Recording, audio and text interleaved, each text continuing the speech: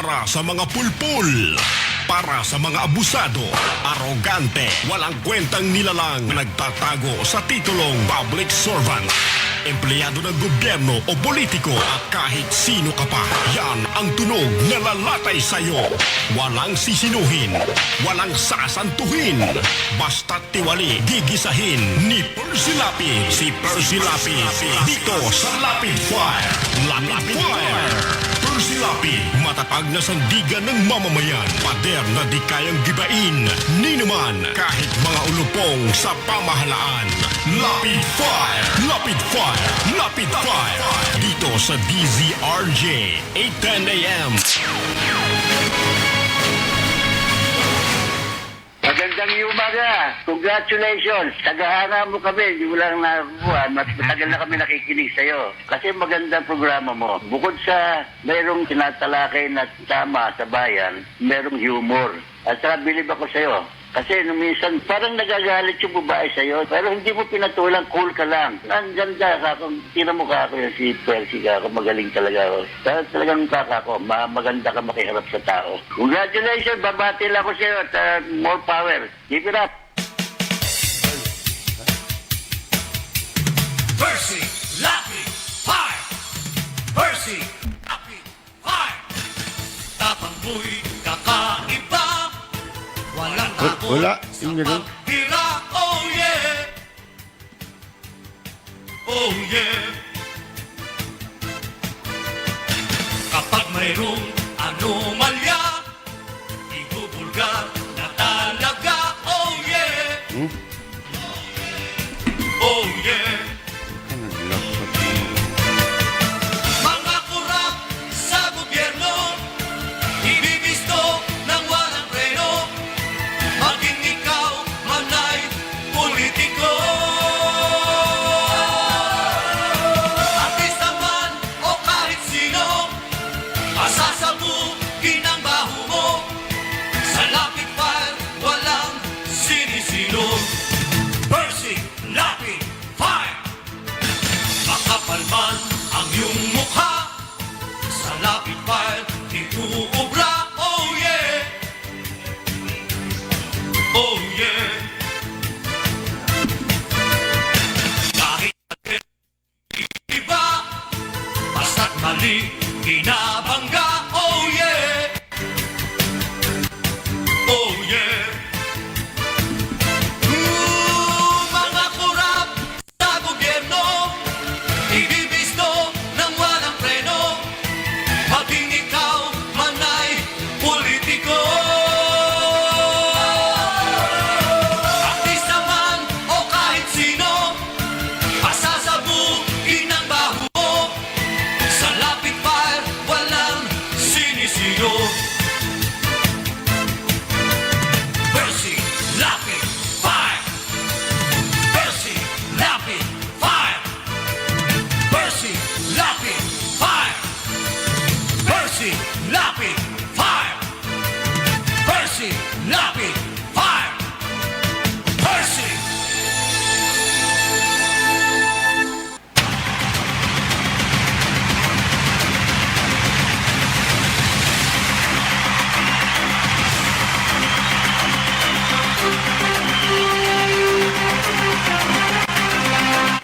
Magandang gabi po mga kaibigan.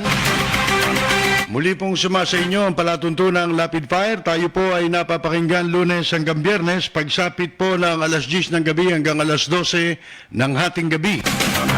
Dito po yan sa makasaysayang himpilan ng DZRJ 810, ang Radyo Bandido. Siyempre po tayo ay napapanood din sa bayan po sa Channel 224 ng Sky Cable at sa lahat po ng mga gumagamit ng digital boxes at TV Plus. At nasusundan din po ang ating palatuntunan sa pamamagitan po ng live streaming sa FB at sa YouTube. Doon po sa mga nais magbigay na reaksyon sa ating pong live streaming, meron po tayong chat room. Sa gawing kanan po, maaring itype ang mga reaksyon na ating pong babasahin sa kabuuan ng ating pagtatanghal.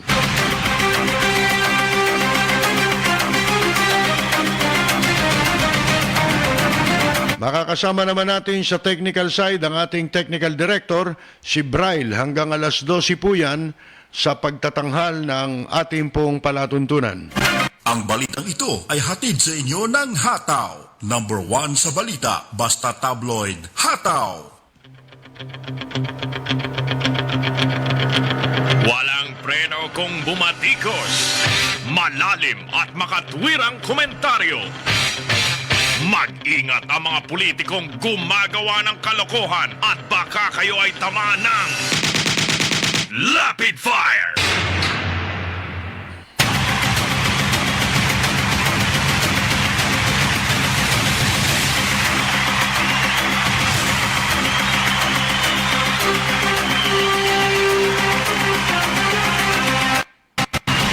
Irerekomenda daw po mga kaibigan itong Interagency Task Force ang lifting sa deployment ng ban sa ating po mga health workers. Ayon po sa Malacanang mga kaibigan, ito daw pong Interagency Task Force o IATF on the Management of Emerging Infectious Diseases, naglabas daw po ng resolusyon at para i-reconsidera ito pong deployment ban sa kailan ba? Ngayong araw na ito mga kaibigan. At ayon po dun sa napag-usapan sa meeting, ang IATF daw po ay nireconsider ito pong policy on travel ban. Ibig sabihin, tatanggalin po yung ban para sa mga health workers. Siyempre, lahat ng nagtatrabaho sa mga ospital, ang tinutukoy po rito, mga kaibigan, mga nurse at mga doktor. At kung anik-anik pa.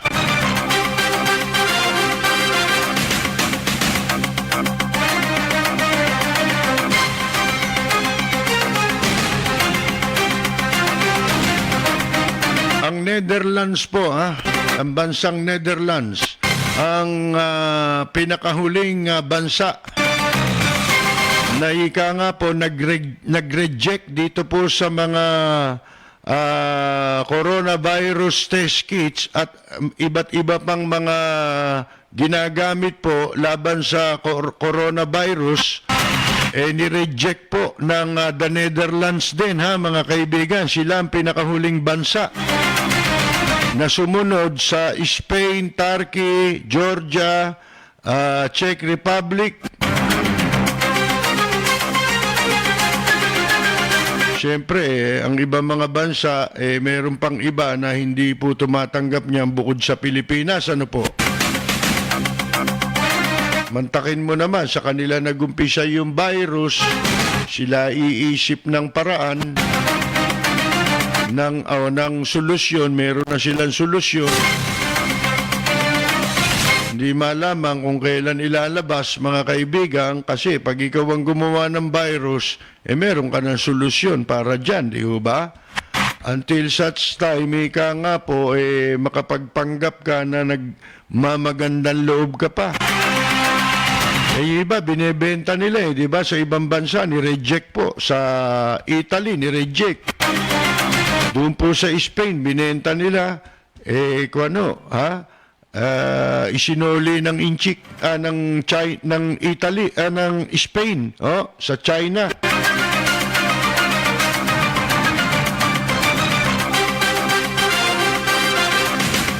Mantakin ninyo, ang binenta nila sa Spain, $467 million na halaga ng mga medical supplies. Kasama na po dyan yung 950 ventilators, 5.5 million testing kits at 11 million gloves and more than 500 million protective face masks. Pero pagkatapos po na ito'y matanggap ng gobyerno ng Spain, kanila pong sinabi na ito'y isasauli nila, yung 9,000 quick result test kits. na substandard, ha, mga kaibigan. At yung iba pang mga kagamitan na binili at ibinenta sa kanila ng China. May bago na namang spokesman pero ito hindi na bago. Ito'y luma. Ibinalik po sa kanyang dating pwesto si Harry Roque. Kapalit po ni Attorney Salvador Panelo na mananatiling legal counsel.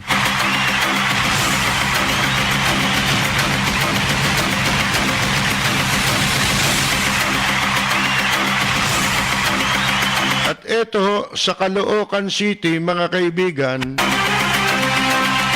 kung meron tayong COVID-19, doon naman po, COVID-19 ang mga barangay, ano po. Katunayan, nagbabala itong nagbanta itong mayor ng Caloocan, si hindi malapitan, mga kaibigan, na magsasampa o kakasuhan ng sino mang doon sa magre-repack ng mga hindi po naipamahaging pagkain na tulong.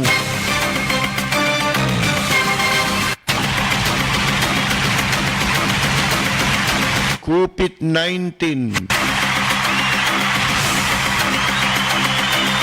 Yan po ilan lamang sa ating mga pag-uusapan, mga kaibigan.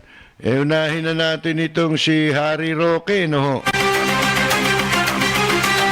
Pagkatapos na masibak ito sa dati niyang pwesto, ibinalik din po. Ano ba to? Walang makuha. Pabalik-balik. Katulad ng iba, balik-balik. Natatandaan ko, noong isang araw lang, nagsasasayaw ito sa TikTok. Nagtiti-TikTok si Harry Roque, mga kaibigan. Yung pala, babalik na sa pwesto, kaya naman pala nagsasasayaw. Ano po, kasama yung asawa niya ba yun? May anak? Kanino bang anak yun? Sa kanya o sa misis niya?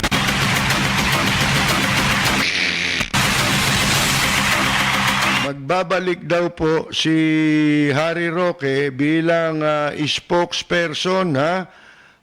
Pagkatapos ng mahigit 100 taon, ha, na siya'y bumaba sa kanyang pwesto para ipagpatuloy ang kanyang pagtakbo bilang senador. Pero kalauna nag-withdraw, hindi ho ba?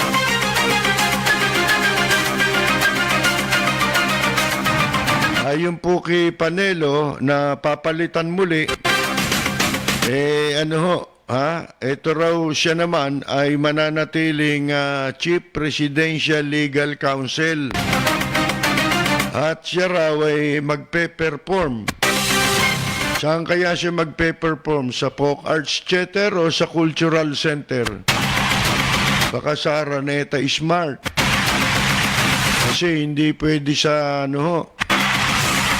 sa Philippine Arena dahil gagawin po yung para sa mga pasyente gagamitin ho. Yan, Hindi, ibig sabihin siya raw ay magtatanghal din ng kaparehong papel na gagampanan bilang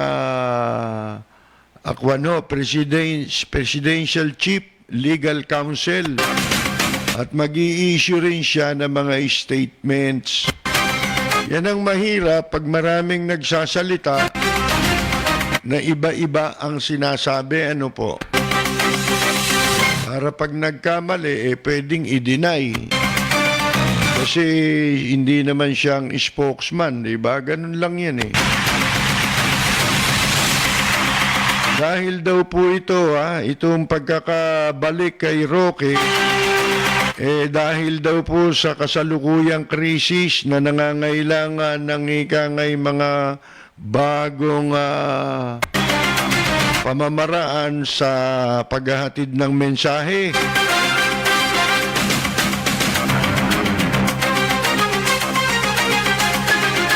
madalit sabi, siya po'y nakapag-assume na kanina. Dahil ang sabi po rito sa balita, Monday afternoon, ano po. Pero ito'y tumakbo eh. Kanya nga lamang, alam nyo, ang daming palusot ngayon eh. Pag tumakbo ka, halimbawa, party list. Party list niya yan eh. Hindi kanya kasama yan doon sa ipinagbabawal na 1-year ban. Wala pa isang taon, di ba? Abril lang tayo ngayon eh. Nakalagay sa batas, 1 taon pagkatapos. Wala pa hong 1 taon eh. Dahil ang eleksyon, Mayo yun eh.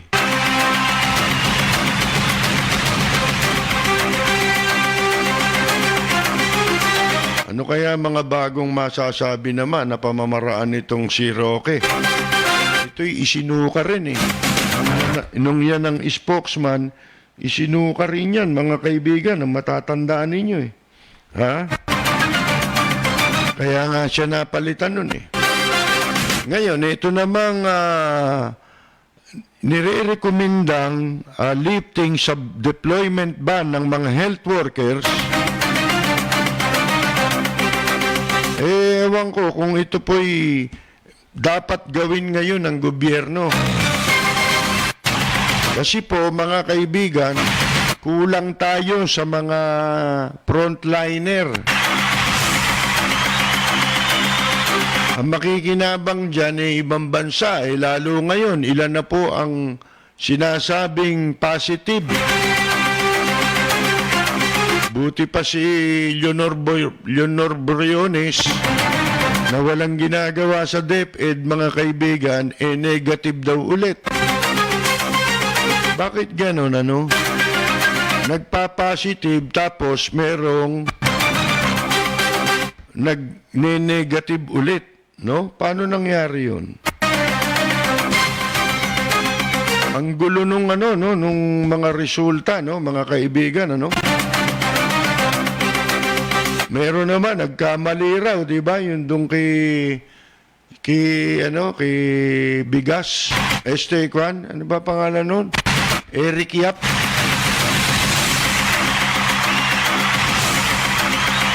Pagkatapos ng ilang araw, nagpahayag na hindi raw po pala, nagkamali lang daw yung pong ospital, ano ho.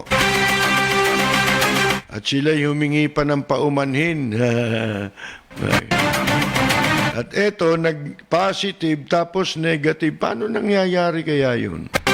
Bakit hindi lahat nagne-negative? Dahil ba isang beses lang na-test yung iba? Yung iba nga, hindi natetesting. Ang dami pa nun. At eto, balita, mga kaibigan. Ewan natin kung totoo ito. Mga journalist daw eh.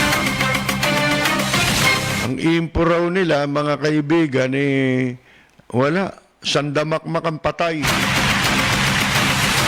Naghambalang na raw sa mga pasilyo ng ospital. Pero nagpalabas ng paliwanag ang East Medical Center. Ang sabi nila, hindi raw totoo na naghambalang ng mga patay doon po sa pasilyo ng ospital. Sa morgue daw. Sus Mariosep. Kaya ngayon po, hindi lang ngayon, matagal nang maraming humihiling. At dito sinasabi rin natin yan, simulat sa pool pa lang, umpisa pa lang eh. Yung mga napapaulat na mga nag-positive sa ospital. Ano, sabi na natin nung una, bakit hindi yan pinapangalanan? Ba't ang pangalan niya ni number? Paano nating maiiwasan yung mga taong merong ganyan? Paano tayong didistansya sa mga taong may tama? O kaya dun sa mga tao na posibleng kanilang nakasama at nakahalubilo, ano po? Kaya yan ang sabi yata ngayon Ilang ba narinig ito? Kahapon yata o nung makalawa, gagawin na raw mandatory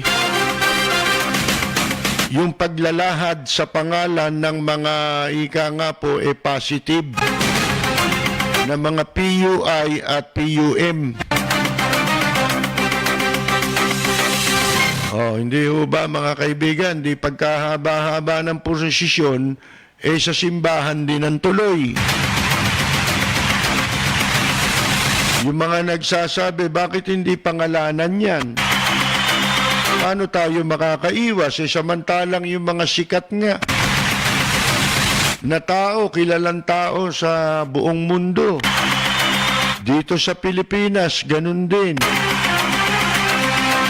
Yung kay Pimentel, kaya lang nalaman yon, gumawa siya ng eksena, lumabag siya sa protocol, ano po.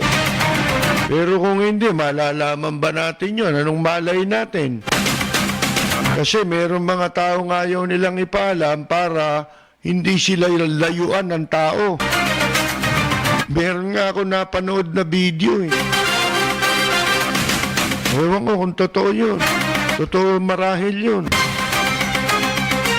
Isang ama ng tahanan ang ayaw ng papasukin sa kanilang bahay. Nandoon siya sa labas, sa tapat ng bahay nila. Hanggang siya ay kunin na ng mga barangay para, ewan ko, dalhin sa ospital. Ang lupit, ano po, ang lungkot ng buhay natin ngayon. Ikumpara natin sa martial law at saka ngayon.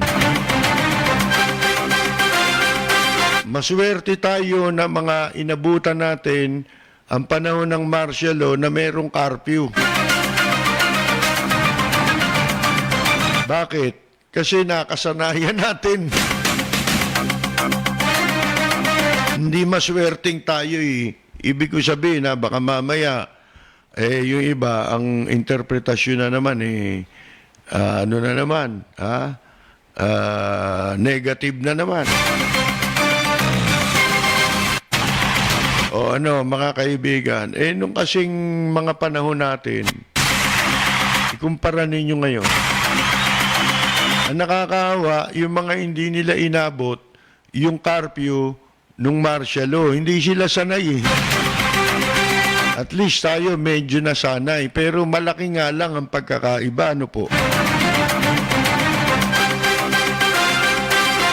Nung martial law, hindi naman mahaba ang curfew. Alas 12 ng hating gabi hanggang alas 5 lang ng umaga. Pero ngayon, ang haba po alas 8 hanggang alas 5.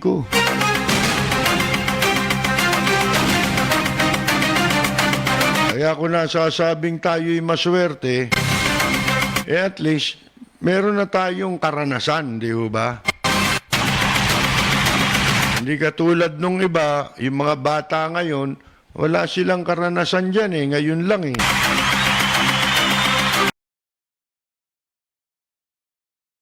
Ano kaya ito? Napag-aralan po kayang mabuti ng nagre-rekomendang magagaling at matatalino po na tao dyan sa Interagency Task Force ng gobyerno, nire-recommenda nila tanggalin na yung deployment ban para daw sa mga health workers katulad ng mga nurse at mga doktor. Mga kaibigan, ito'y sa harap na umaakyat. Isipin mo, meron ng 5,000 ang sinasabing bilang ngayon ng positibo. Mga PUI yan at PUM. Mga kaibigan sa ating bansa. Ngayon, ang bilis. Ito'y sa harap pa rin na tayo ay nag-extend nito pong enhanced community quarantine. Hindi ho ba? Dapat ang katapusan yan ngayong araw Pero nag-extend po hanggang sa Abril at 30. At 30 ng Abril. Ayan.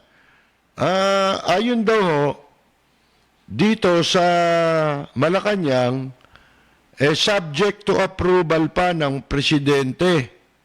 Itong panukalang iminumungkahi ng IATF o ng Interagency Task Force. Mga kaibigan. Pero sinabi ng Malacanang, hindi naman daw dinis-approve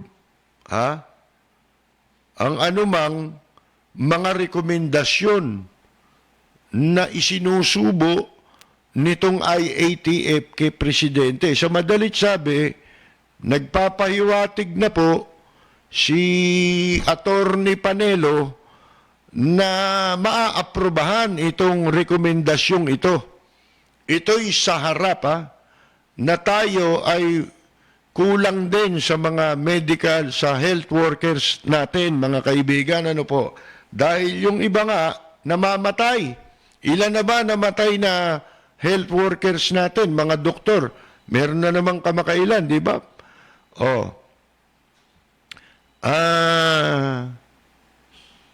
Ano to?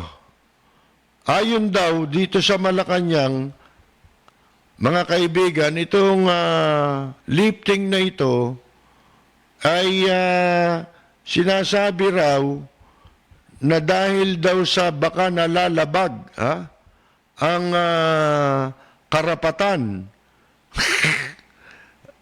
na ginagarantiyan ng konstitusyon. Luma na yan. Mga kaibigan, yung sinasabi sa konstitusyon kasi, pagka walang mga ganitong klase ng pangyayari, ano po, na hindi maiiwasan, yan bang mga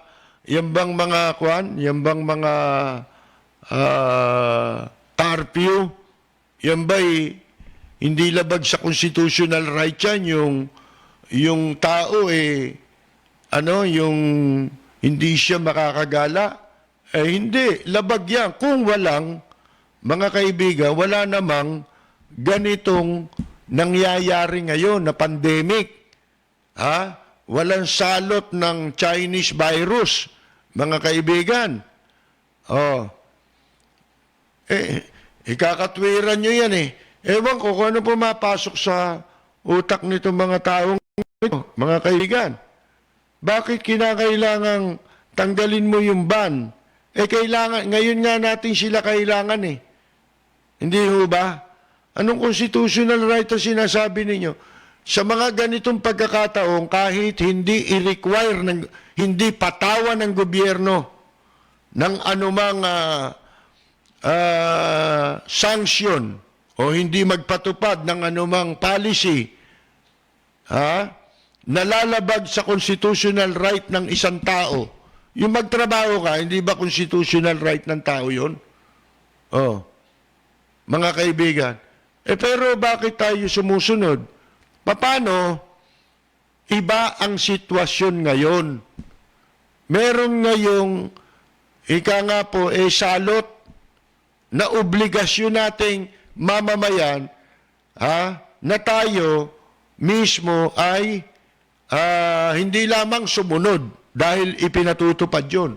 Kaya ipatupad yan, kaya hindi, dapat nating isaalang-alang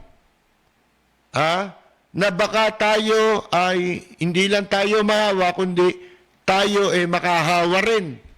Hindi mo ba? Magkakasama yan Yung pagsunod, ano na lang yun ceremonial na lang yan mga kaibigan Pero ang totoo, bilang isang tao, siyempre, alam mong itong pagsunod, na ikaw wag kang lalabas ng bahay, pag sinunod mo yan, hindi dahil sa sinusunod mo lang yung utos ng gobyerno, kundi alam mo ang importansya kung bakit mo dapat gawin ang hindi paglabas ng bahay nang wala ka namang importanteng gagawin sa labas, di ba? Manatili ka sa bahay. Hanggang ngayon, yun nga ang talagang pinakamabisa natin paraan. Pero ang ipagtaka nga ninyo naiisip nila ito sa kabila na hindi humuhupa. Etong,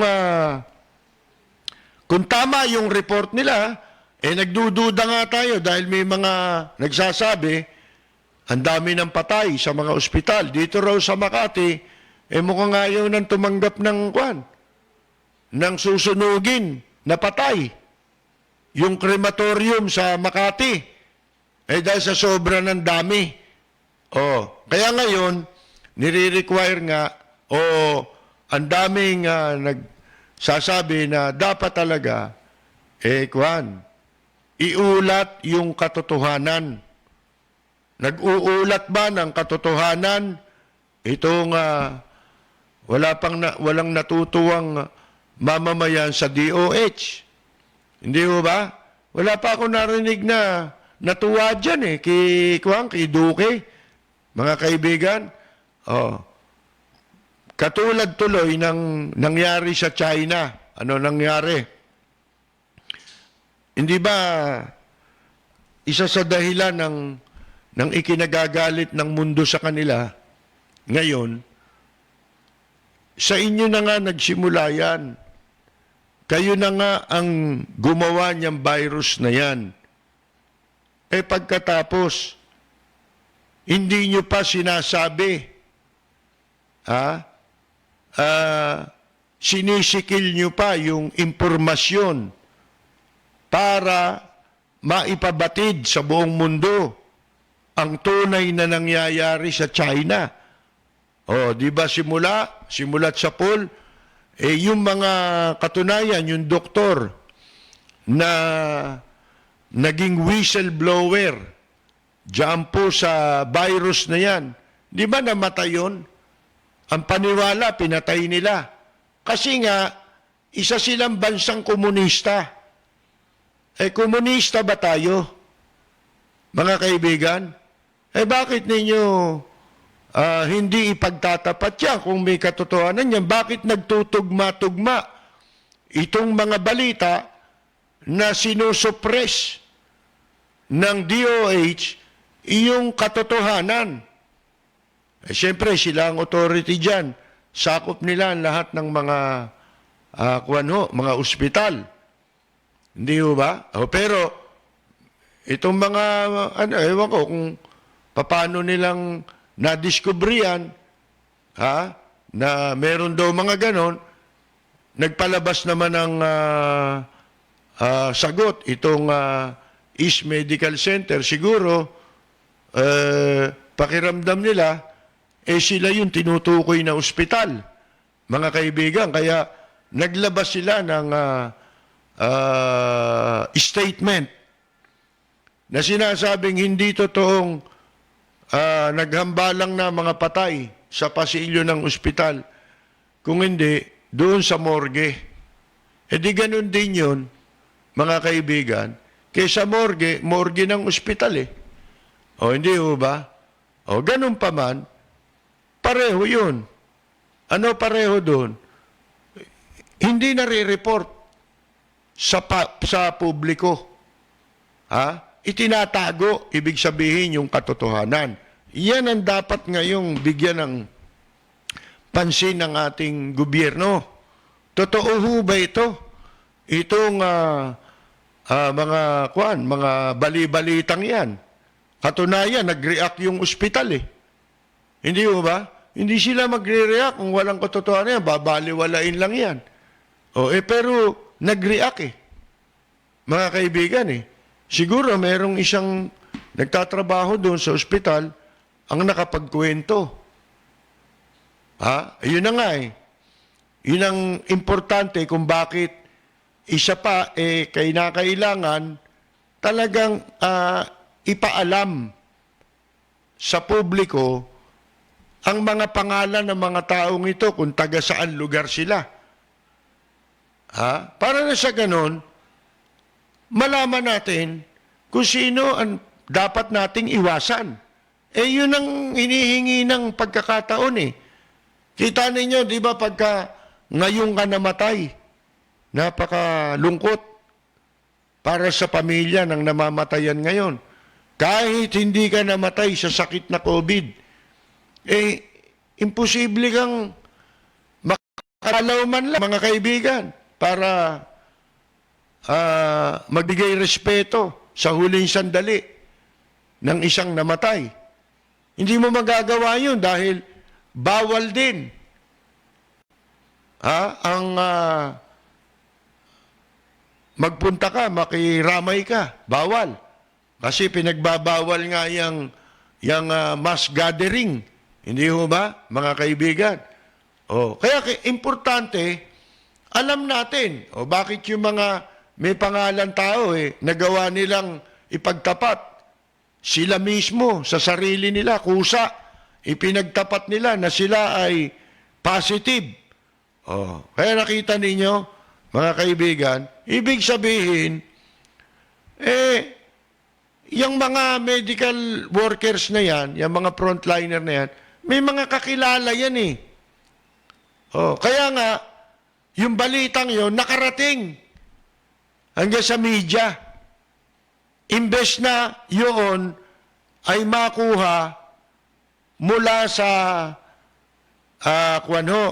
sa gobyerno. Hindi ba? Mga kaibigan, hindi.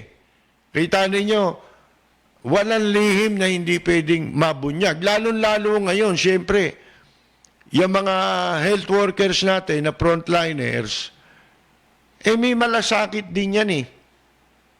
Kung nakikita nila, hindi tama ang ginagawa ng gobyerno na para ipagtapat yung katotohanan sa publiko, concerned din sila. Kasi sila man, meron din silang mga kaibigan, may pamilya rin sila. Kinakailangan sabihin nila yun. Hindi ba? Para rin makapag-ingat din sila. Nandun na nga sila nakaharap na nga sila sa panganib. Pagkatapos, yung pamilya nila, mga nganib pa. Hindi ba? Mga kamag-anak nila, mga mahal nila sa buhay. Kaya, meron tayong problema ngayon. Pagpasok nitong si Roque, yan ang unang-unang ipaliwanag niya. Una, totoo ba yan? Yan bang datos na isinasa publiko katulad ngayon? Yung kanina, hanggang kanina kulang na lang ng ilan sa bilang para maging 5,000 ang total daw ng kaso ng coronavirus dito sa Pilipinas, mga kaibigan. Totoo ba yan? Yan ba tumutugma doon sa kumakalat na mga balita ngayon? May mga may mga bidyong kumakalat. Yung crematorium sa Makati. Yung sinasabi nung isang taga-media. Hindi ba? Pagkatapos, nag-issue nga ng statement ang East Medical Center.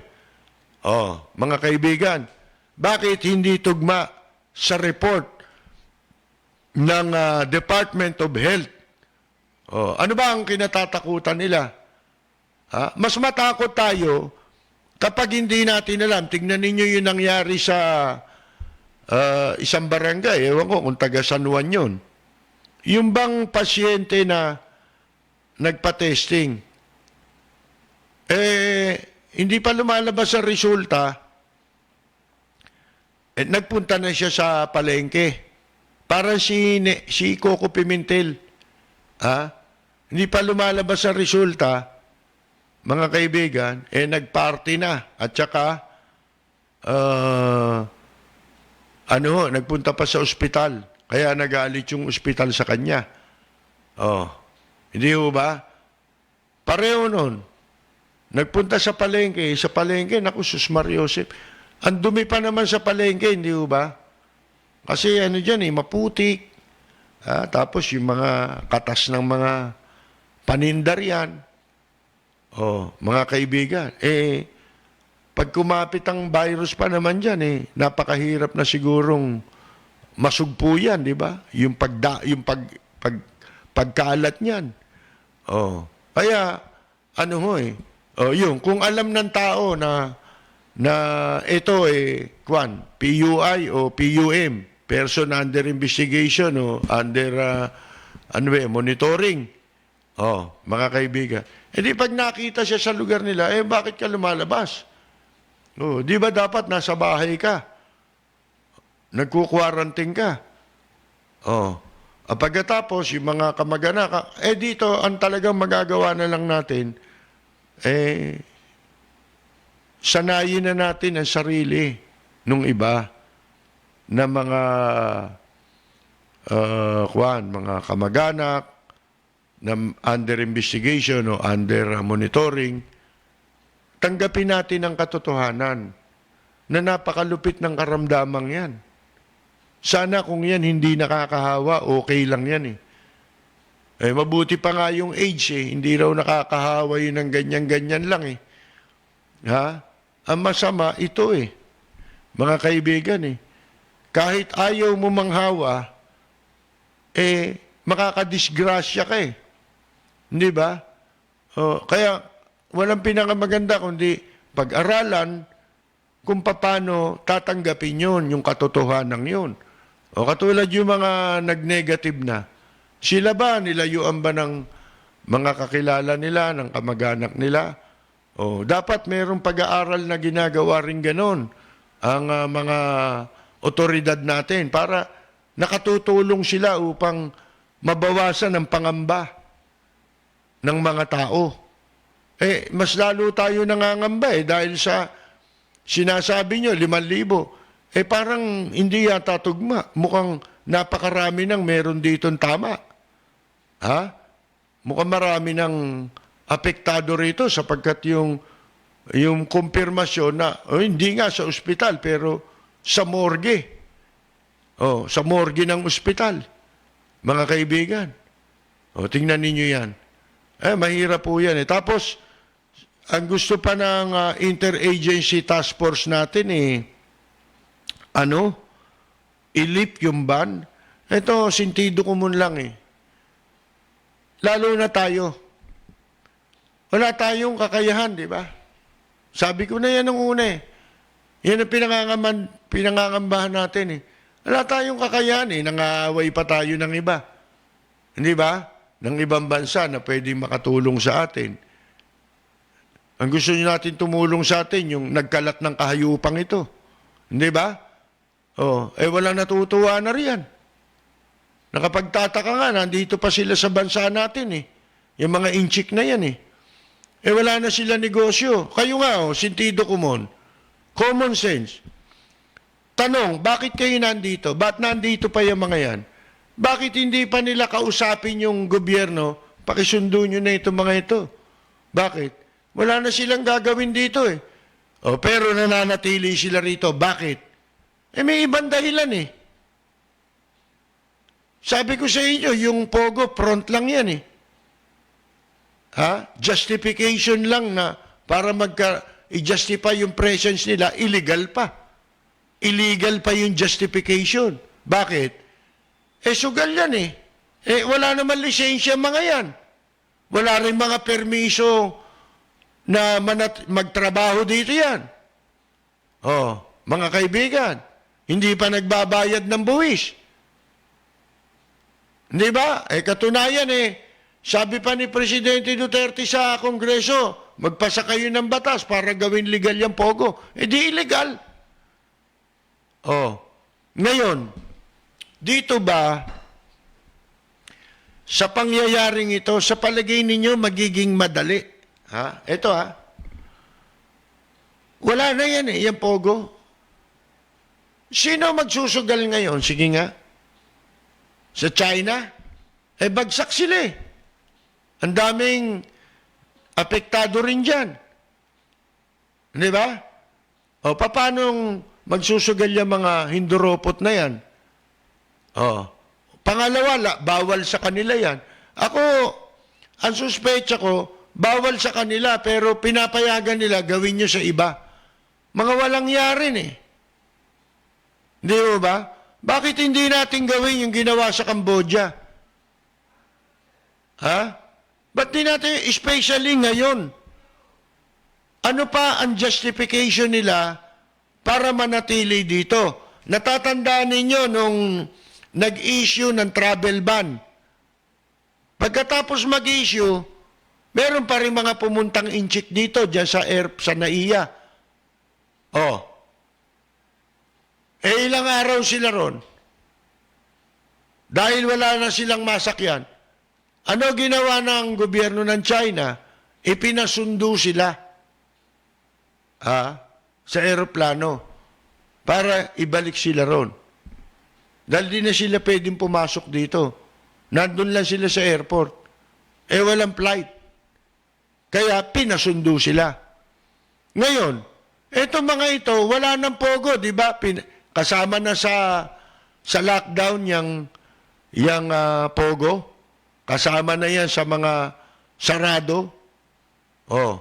Kasi ang tao dyan, marami. Mga nagtatrabaho lang dyan eh.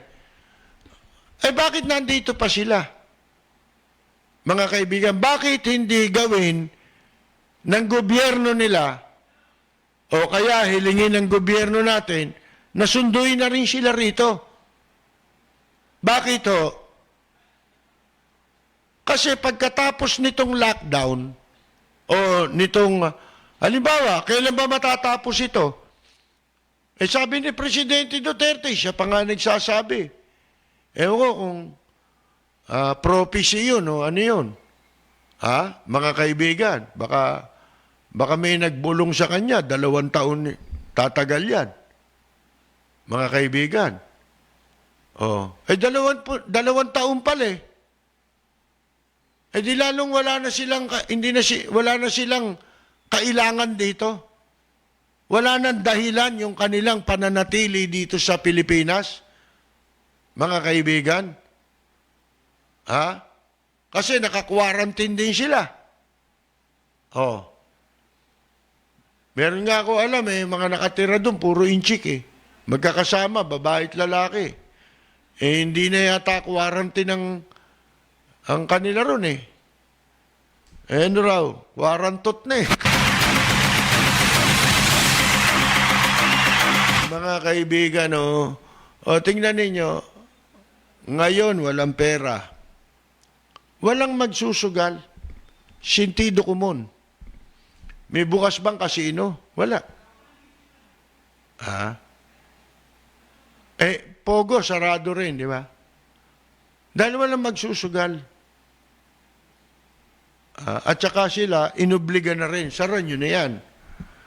Ako, hula ko nga rito eh. Maraming gagaling na adik sa sugal eh. Kasi nagsilbing rehab nila itong itong quarantine eh. Itong ipinagbabawal na mga mass gathering, itong protocol na ito ang magpapagaling doon sa sakit nila eh. Yung pagiging adik sa sugal. Kaya malamang pag halimbawa natapos na itong krisis na ito sa mundo, sigurado baka yung iba hindi na magsusugal eh. Hindi na babalik dyan eh. Kasi nasanay nila yung sarili nila, nakabawi na sila. Na-rehab na nila yung sarili nila. Gustuhin man nila, hindi sila makalabas ngayon. Yung sugal isa sa pinakamahirap sa watain yan eh. Yung mga adik sa sugal, mga kaibigan. Ngayon, kahit na anong hirap niyan, mga kaibigan, nagawa na nila gaano katagal na? Matagal na yan. 1 buwan na yan eh. Di ba? Ngayon, ngayon wala silang hanap buhay at bumagsak ang kabuhayan ng buong mundo. Individual man or negosyo man, bagsak ang kabuhayan natin lahat. Tayo na, halimbawa, meron tayong konting na itabi. Unti-unti, naubos mo na eh.